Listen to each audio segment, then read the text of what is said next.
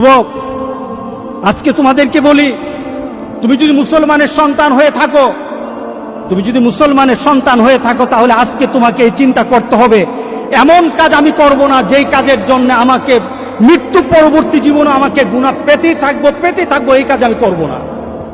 এটা মুসলমান, এটা হলো মুহাম্মদ সাল্লাল্লাহু আলাইহি সাল্লামের কলিজার টুকরা উম্মত, এটা হলো উম্মতের পরিচয়। আজকে আপনি আশ্চর্য হবেন, গোটা পৃথিবীতে এখন নেট ব্যতীত মানুষ থাকতে পারে না।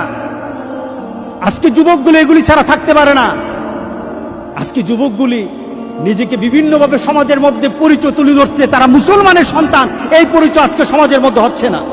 আল্লাহ সুবহানাহু ওয়া তাআলা আমাদেরকে বলছেন, ইন্না নাহনু নুহয়িল মাউতা ওয়া নাকতুবু মা কদ্দামু, আমি তো মৃতদেরকে জীবিত করি।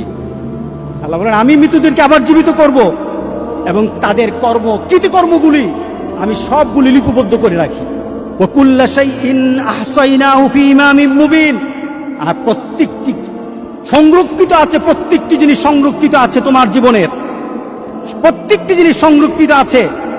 যুবক, তোমার জীবনটা যদি, তোমার চলাটা যদি কুরআন এবং সুন্নাহ অনুযায়ী হয়, আল্লাহর রাসূল আর নেককার বান্দারা যেমন সুন্দর মউত পেয়েছে, রাসূল সাল্লাল্লাহু আলাইহি সাল্লাম বলেন, তোমাদের মউত তত সুন্দর হয়ে যাবে, তোমাদের মউত তেমন সুন্দর হবে।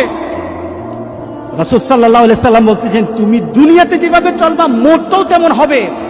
কোন ধরনের খারাপি যদি তোমার মধ্যে থাকে, তুমি যদি খারাপ নীতিতে চলো, তুমি খারাপ দৃশ্য নিয়ে চলো, তোমার হাতে খারাপ থাকে, তোমার ঘুমের সময় খারাপ জিনিস তোমার সাথে থাকে, তুমি তোমার বন্ধু বান্ধবের সাথে যখন আড্ডা দাও তখন তুমি খারাপ কোন দৃশ্য নিয়ে তুমি কথা বলো, তুমি তোমার বন্ধু বান্ধবের সাথে যখন কথা বলো তোমার ভিতরে খারাপ চিন্তা থাকে, তোমার মনটাও তেমন খারাপই